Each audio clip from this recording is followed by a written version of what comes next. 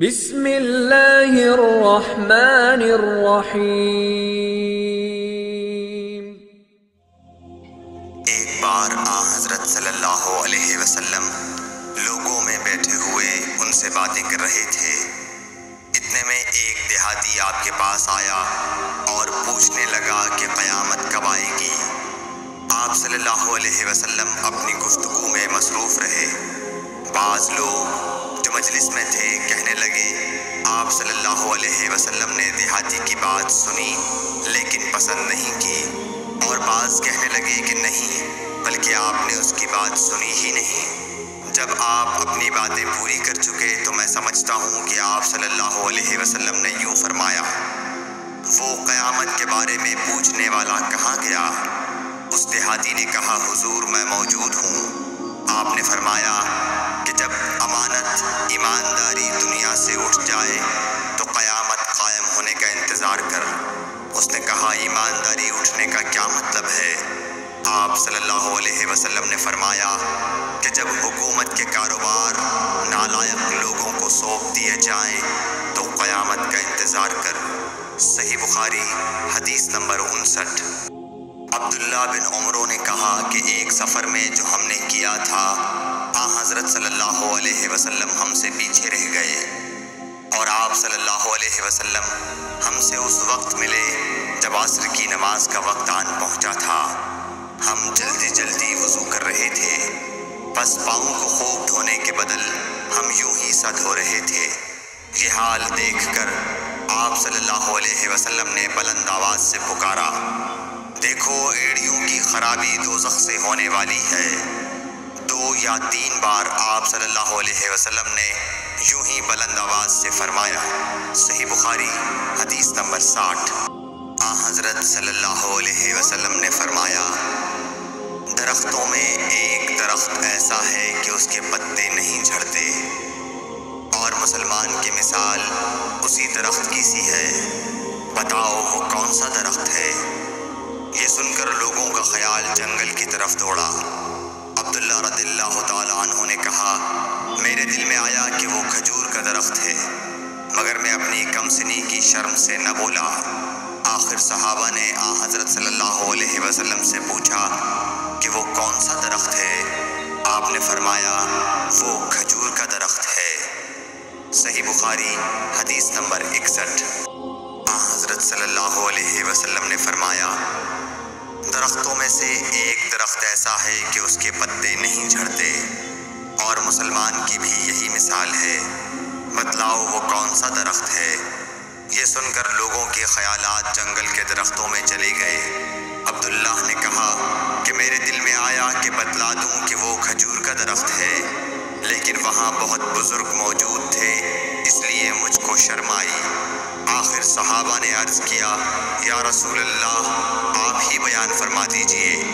آپ صلی اللہ علیہ وسلم نے بتلایا کہ وہ کھجور کا درخت ہے۔ صحیح بخاری حدیث نمبر 62۔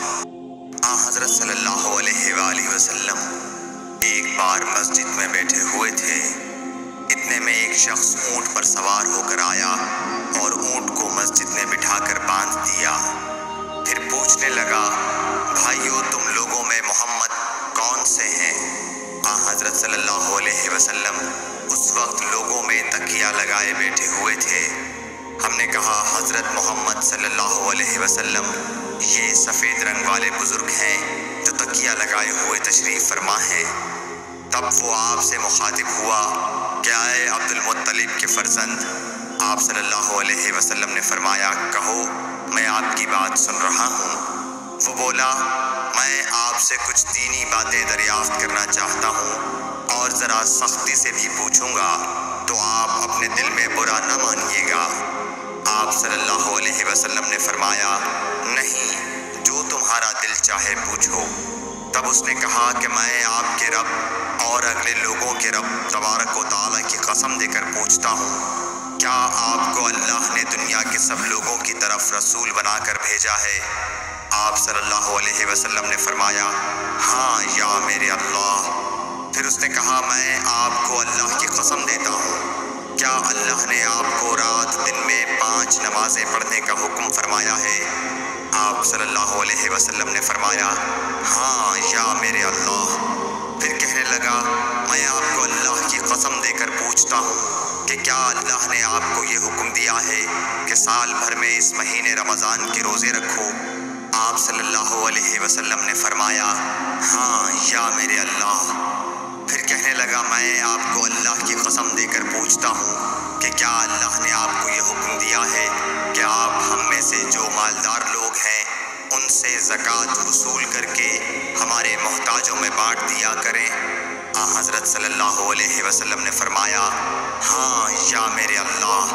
تب وہ شخص کہنے لگا جو حکم آپ اللہ کے پاس سے لائے ہیں میں ان پر ایمان لایا، اور میں اپنی قوم کے لوگوں کا جو یہاں نہیں آئے ہیں بھیجا ہوا تحقیق حال کے لیے آیا ہوں۔ صحیح بخاری حدیث نمبر 63۔ رسول اللہ صلی اللہ علیہ وسلم نے ایک شخص کو اپنا ایک خط دے کر بھیجا اور اسے یہ حکم دیا کہ اسے حاکم بحرین کے پاس لے جائے۔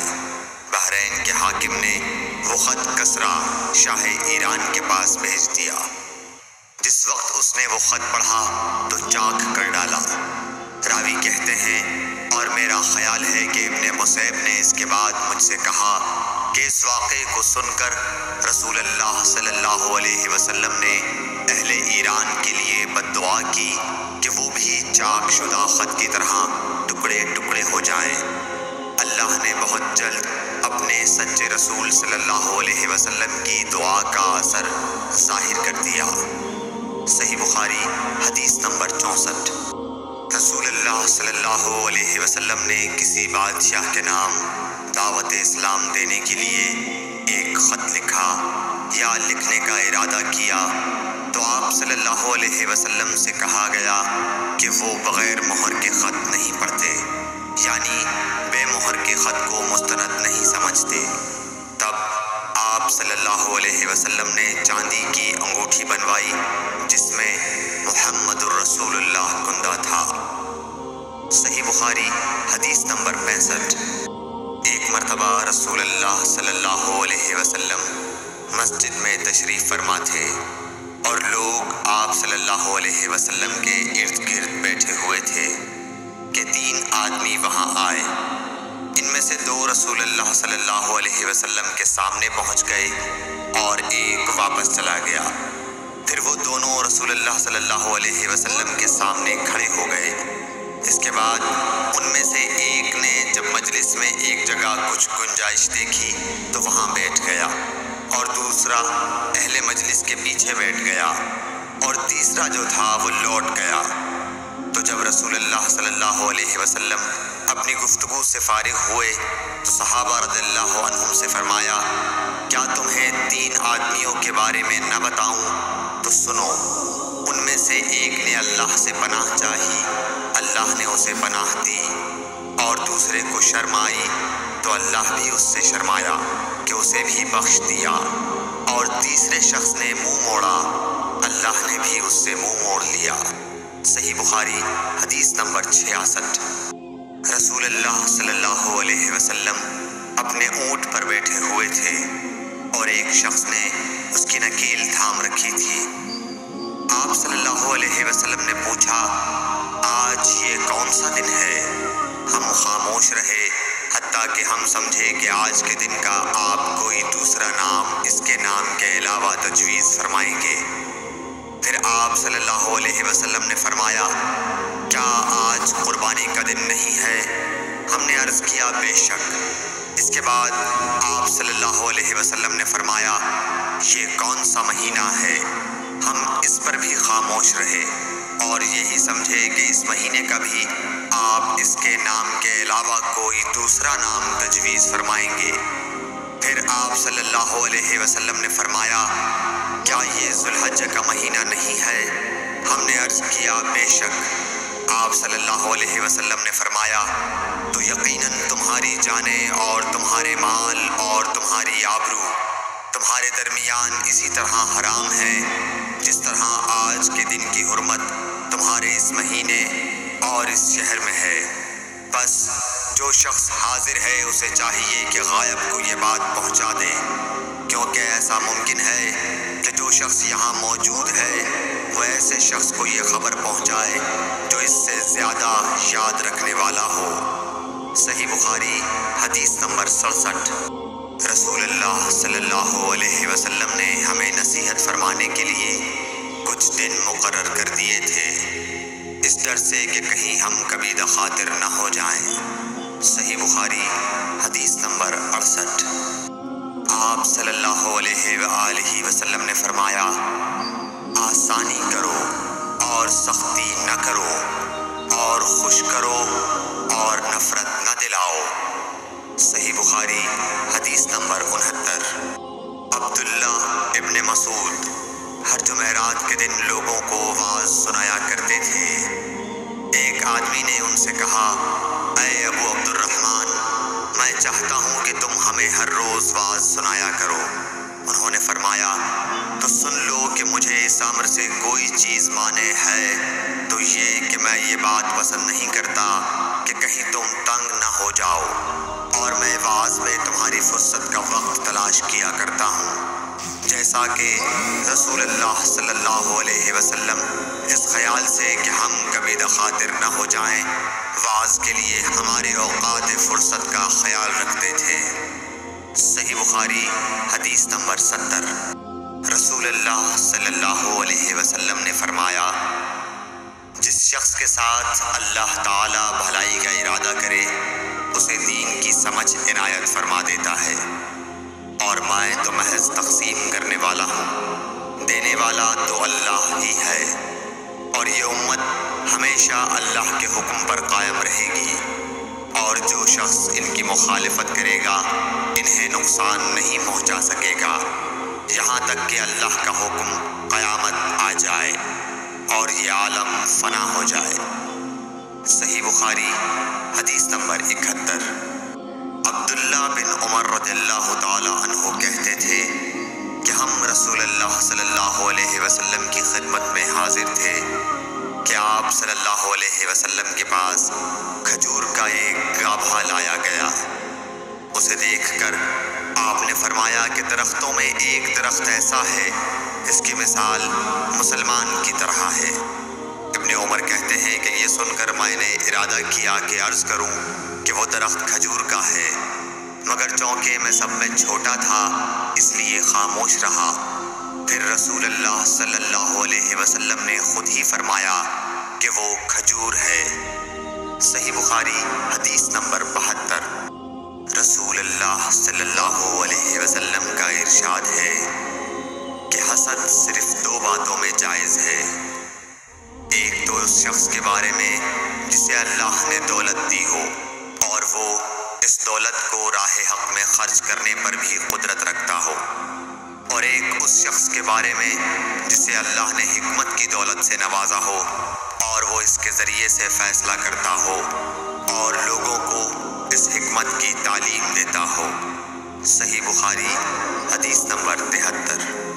رسول اللہ صلی اللہ علیہ وآلہ وسلم نے فرمایا، ایک دن حضرت موسیٰ علیہ السلام بنی اسرائیل کی ایک جماعت میں بیٹھے ہوئے تھے کہ اتنے میں ایک شخص آیا اور اس نے آپ سے پوچھا، کیا آپ جانتے ہیں کہ دنیا میں کوئی آپ سے بڑھ کر عالم موجود ہے؟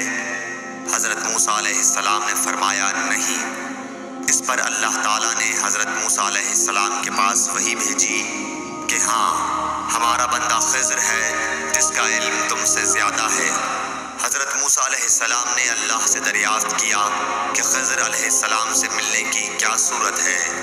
اللہ تعالیٰ نے ایک مچھلی کو ان سے ملاقات کی علامت قرار دیا اور ان سے کہہ دیا کہ جب تم اس مچھلی کو گم کر دو تو واپس لوٹ جاؤ، تب خضر سے تمہاری ملاقات ہوگی۔ تب موسیٰ علیہ السلام چلے اور دریا میں مچھلی کی علامت تلاش کرتے رہے۔ اس وقت ان کے ساتھی نے کہا، جب ہم پتھر کے پاس تھے کیا آپ نے دیکھا تھا؟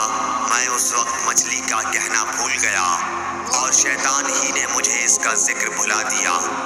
موسیٰ علیہ السلام نے کہا، اسی مقام کی ہمیں تلاش تھی۔ تب وہ اپنے نشانات قدم پر پچھلے پاؤں باتیں کرتے ہوئے لوٹے۔ وہاں انہوں نے خضر علیہ السلام کو پایا۔ پھر ان کا وہی قصہ ہے جو اللہ نے اپنی کتاب قرآن میں بیان کیا ہے۔ صحیح بخاری حدیث نمبر 74۔ حضرت ابن عباس رضی اللہ تعالی عنہ نے فرمایا کہ ایک مرتبہ رسول اللہ صلی اللہ علیہ وآلہ وسلم نے مجھے سینے سے لگا لیا اور دعا دیتے ہوئے فرمایا کہ اے اللہ اسے علم کتاب قرآن عطا فرمائیو۔ صحیح بخاری حدیث نمبر 75۔ عبداللہ بن عباس رضی اللہ تعالی عنہ نے فرمایا کہ میں ایک مرتبہ گدھی پر سوار ہو کر چلا۔ اس زمانے میں ماء بلوغ کے قریب تھا۔ رسول اللہ صلی اللہ علیہ وسلم منا میں نماز پڑھ رہے تھے اور آپ کے سامنے دیوار کی آڑ نہ تھی، تو میں بعض صفوں کے سامنے سے گزرا اور گدھی کو چھوڑ دیا، وہ چرنے لگی، جبکہ میں صف میں شامل ہو گیا، مگر کسی نے مجھے اس بات پر ٹوکا نہیں۔ صحیح بخاری حدیث نمبر 76۔ محمود بن ربیع فرماتے ہیں کہ مجھے یاد ہے کہ ایک مرتبہ رسول اللہ صلی اللہ علیہ وسلم نے ایک ڈول سے منہ میں پانی لے کر میرے چہرے پر کلی فرمائی اور میں اس وقت 5 سال کا تھا۔ صحیح بخاری حدیث نمبر 77۔ حضور اکرم صلی اللہ علیہ وآلہ وسلم نے فرمایا کہ ایک بار حضرت موسیٰ علیہ السلام بنی اسرائیل کی ایک جماعت میں تھے کہ اتنے میں ایک شخص آیا اور کہنے لگا، کیا آپ جانتے ہیں کہ دنیا میں آپ سے بھی بڑھ کر کوئی عالم موجود ہے؟ حضرت موسیٰ علیہ السلام نے فرمایا کہ نہیں۔ تب اللہ تعالیٰ نے حضرت موسیٰ علیہ السلام پر وحی نازل کی کہ ہاں ہمارا بندہ خضر علم میں تم سے بڑھ کر ہے۔ تو حضرت موسیٰ علیہ السلام نے ان سے ملنے کی راہ دریافت کی۔ اس وقت اللہ تعالیٰ نے ان سے ملاقات کے لیے مچھلی کو نشانی قرار دیا اور ان سے کہہ دیا کہ جب تم مچھلی کو نہ پاؤ تو لوٹ جانا، تم خضر سے ملاقات کر لو گے۔ حضرت موسیٰ علیہ السلام دریا میں مچھلی کے نشان کا انتظار کرتے رہے۔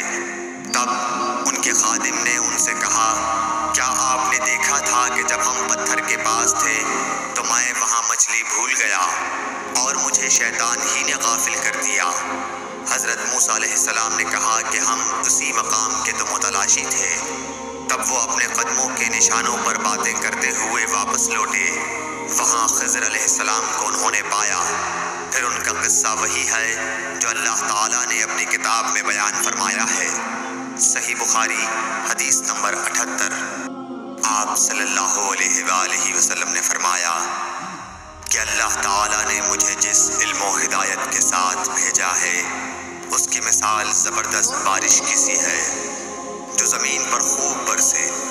بعض زمین جو صاف ہوتی ہے وہ پانی کو پی لیتی ہے اور بہت سبزہ اور گھاس اگاتی ہے، اور بعض زمین جو سخت ہوتی ہے وہ پانی کو روک لیتی ہے۔ اس سے اللہ تعالیٰ لوگوں کو فائدہ پہنچاتا ہے، وہ اس سے سیراب ہوتے ہیں اور سیراب کرتے ہیں۔ اور کچھ اور زمین کے بعض خطوں پر پانی پڑتا ہے جو بالکل چٹیل میدان ہوتے ہیں، نہ پانی روکتے ہیں اور نہ ہی سبزہ اگاتے ہیں۔ تو یہ اس شخص کی مثال ہے جو دین میں سمجھ پیدا کرے اور نفع دے، جس کو وہ چیز جس کے ساتھ میں مبعوث کیا گیا ہوں اس نے علم دین سیکھا اور سکھایا۔ اور اس شخص کی مثال جس نے سر نہیں اٹھایا یعنی توجہ نہیں کی، اور جو ہدایت دے کر میں بھیجا گیا ہوں اسے قبول نہیں کیا۔ صحیح بخاری حدیث نمبر 79۔ رسول اللہ صلی اللہ علیہ وسلم نے فرمایا، علامت قیامت میں سے یہ ہے کہ دینی علم اٹھ جائے گا اور جہل ہی جہل ظاہر ہو جائے گا، اور اعلانیہ شراب پی جائے گی اور زنا پھیل جائے گا۔ صحیح بخاری حدیث نمبر 80۔ رسول اللہ صلی اللہ علیہ وآلہ وسلم نے فرمایا کہ علامات قیامت میں سے یہ ہے کہ علم دین کم ہو جائے گا، جہل ظاہر ہو جائے گا، زنا بکثرت ہوگا، عورتیں بڑھ جائیں گی اور مرد کم ہو جائیں گے، حتیٰ کہ 50 عورتوں کا نگران صرف ایک مرد رہ جائے گا۔ صحیح بخاری حدیث نمبر 81۔ رسول اللہ صلی اللہ علیہ وسلم نے فرمایا کہ میں سو رہا تھا، اسی حالت میں مجھے دودھ کا پیالہ دیا گیا۔ میں نے خوب اچھی طرح پی لیا، حتیٰ کہ میں نے دیکھا کہ تازگی میرے ناخنوں سے نکل رہی ہے۔ پھر میں نے اپنا بچا ہوا دودھ عمر بن الخطاب کو دے دیا۔ صحابہ رضی اللہ عنہم نے پوچھا، آپ نے اس کی کیا تعبیر لی؟ آپ صلی اللہ علیہ وسلم نے فرمایا، علم۔ صحیح بخاری حدیث نمبر 82۔ حجۃ الوداع میں رسول اللہ صلی اللہ علیہ وسلم لوگوں کے مسائل دریافت کرنے کی وجہ سے منا میں ٹھہر گئے تو ایک شخص آیا اور اس نے کہا کہ میں نے بے خبری میں ذبح کرنے سے پہلے سر مڈا لیا۔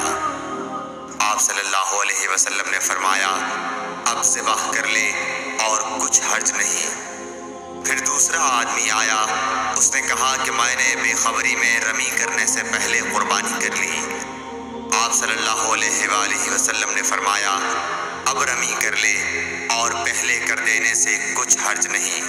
ابن عمر کہتے ہیں، اس دن آپ صلی اللہ علیہ وسلم سے جس چیز کا بھی سوال ہوا جو کسی نے آگے اور پیچھے کر لی تھی تو آپ صلی اللہ علیہ وسلم نے یہی فرمایا کہ اب کر لے اور کچھ حرج نہیں۔ صحیح بخاری حدیث نمبر 83۔